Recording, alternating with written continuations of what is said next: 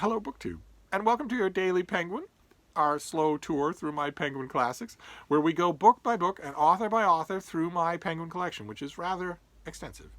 Not as extensive as I would like it to be, but extensive. And a while ago, at no prompting from you, it was done entirely, that horrible phrase, off camera.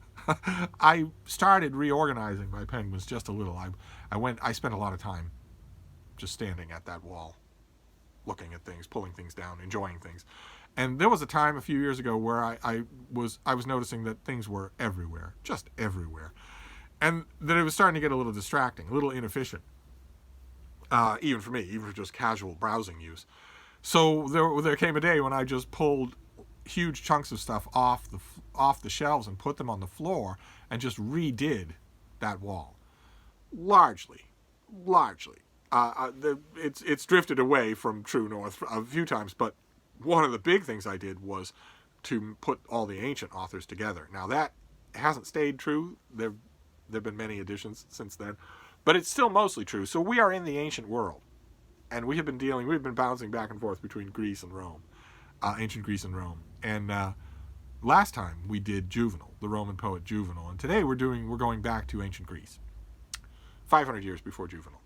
496 BC is when our author was born. Today we're dealing with Sophocles, the great Greek tragedy in Sophocles. And in this case, we are dealing with the return of the pitiless ratio, the tiny keyhole of happenstance through which we get these works. And I say great Greek tragedian here, not because he's one of the only three that we have left, but because we actually know that Sophocles was great. We know there are old and very reliable records of all of the awards that he won, all of the contests that he won. Ancient Greeks took their drama very seriously and had major, prestigious awards for it that could set you up for life and that certainly could make your reputation.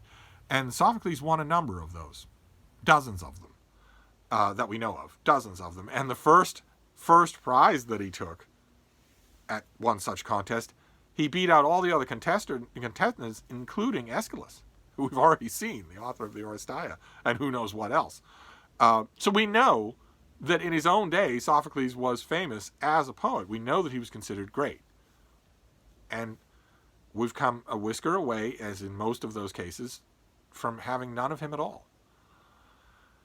We have effectively none of him at all. We have today's Penguin Classic is the 3 Theban plays that he wrote.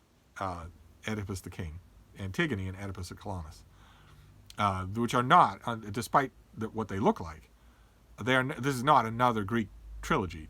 The Greeks used to do that. They used to do a whole day's cycle of plays, plus comedic chaser. And we have one of those. We have the Oresteia by Aeschylus, which we've already seen in this Penguin Classic tour. And you might look at this and think, well, isn't this the same thing? Isn't this another trilogy? But there's a reason why it's always called the 3 Theban plays or the Theban plays, because it's not a trilogy. Sophocles returned to the famous myth of Oedipus a few times in his career, and so did a bunch of other people. There were many Oedipus the Kings, many Antigones. He didn't craft this as a trilogy. These are different plays from different times. Unfortunately, we don't have a trilogy from Sophocles.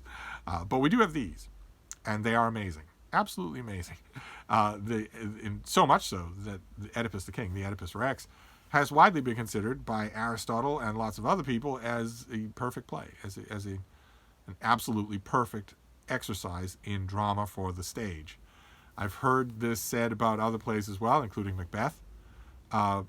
And it makes me all the sadder that a lot of you will not have had a chance ever to see the Oedipus Rex on stage.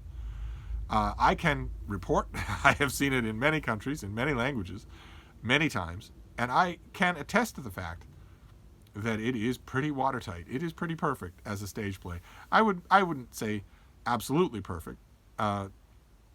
It has flaws, just like Macbeth does, and just like all the other candidates do. One of the obvious ones being Our Town, but the flaws are minuscule. And I would point out that as watertight and absolutely guaranteed effective as this play is on the stage for a modern audience, it would have been even more so for an ancient audience, because the ancient audience would have known this story backwards and forwards. They would have known how it ends. They would have known all the trick endings and surprises that were coming. They didn't go to plays for that. They went to see the variation that this author would put on a story that they knew. And in the case of Oedipus the king especially, knowing how the plot turns out gives the dramatist, if they're talented, and Sophocles is blindingly talented, infinite abilities to twist the irony of the build-up. Because Oedipus doesn't know he's guilty. No one knows he's guilty. Oedipus doesn't know that he is the criminal that he is searching for. And he doesn't know the enormity of the crime that he has committed, the sacrilege that he has committed in the aftermath of the murder for which he's guilty. He doesn't know any of those things. So when he says early on in the play, in Oedipus Rex, he tells Creon, well, I'm amazed that you didn't hunt for the killer, since it wasn't just an ordinary death, it was your king. But now that I'm here, I am certain to find the guilty party, and they will suffer. The Greek audience would have been, there's a frisson, as the French say, would have rippled through the audience at hearing lines like that. And there are all kinds of lines like that in here, because they know the story. They know where Oedipus stands in their myth. So it would be the equivalent, what's a lowbrow equivalent in American culture? It would be as if you had a play in which Abraham Lincoln is getting dressed for the theater, and he says to his wife, well, I hope this play doesn't kill me. And the audience, not exactly like that, because that would be poor taste and or funny. But that's the kind of thing I'm talking about, where the playwright plays on the fact that the audience already knows what's going to happen, and the actors in the play do not. The characters in the play do not. The actors do, of course. But Sophocles does things that Aeschylus doesn't do. He invests his characters with more what we would consider character, more interiority than Aeschylus does, generally speaking, and is a master at what he does, which makes the pitiless ratio all the more heartbreaking. Because we have the Theban plays, we have especially Oedipus Rex, although I know plenty of young people who like Antigone even more. But we know that Sophocles wrote over 100 plays, and we have 7. We have 7 of them. I mean, don't get me wrong, I'm very grateful for the Oedipus Rex. I'm very glad that we have what I would imagine, even if we had all of his plays, I would imagine Oedipus Rex would still be in the top 5. It might even still be the best play, widely regarded as the best play. If you were to look at, for instance, the oeuvre of William Shakespeare, you would have people that would be divided between what is the best play. Some of them would say Hamlet, some of them would say Lear. Not many people would put forward seriously a different candidate than those two, and I think people who say Hamlet would be right. Lear is great. It's greater than Hamlet, but it's not as effective a play.